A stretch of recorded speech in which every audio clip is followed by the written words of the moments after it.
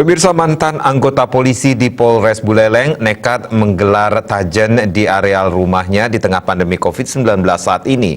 Pecatan polisi ini berdalih keterbatasan ekonomi menjadi alasan digelarnya tajen bersama tetangga dekat rumahnya.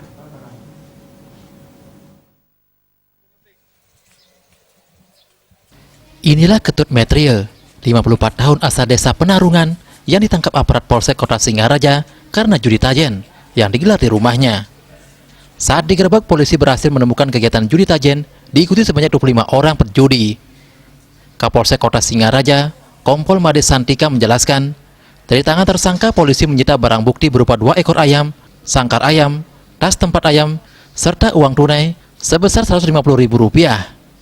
Santika menyayangkan gelaran tajen ini dilakukan di tengah gencar-gencarnya gugus tugas penanganan COVID-19 melakukan pencegahan.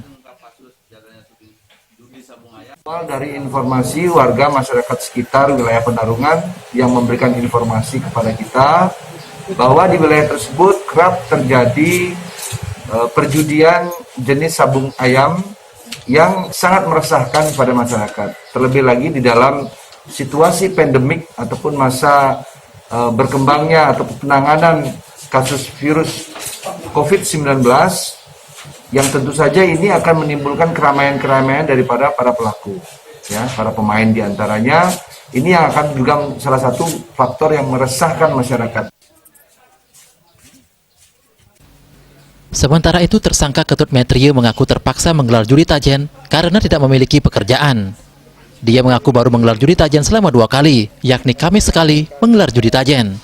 Dia mengaku mendapatkan keuntungan Rp150.000.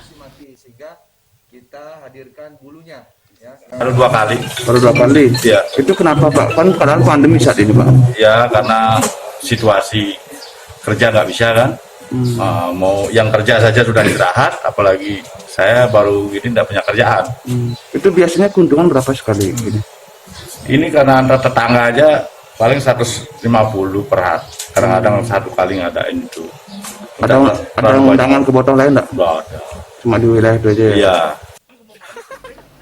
Tersangka diduga melanggar pasal 303 ayat 1 dengan ancaman pidana paling lama 10 tahun penjara serta denda paling banyak Rp25 juta.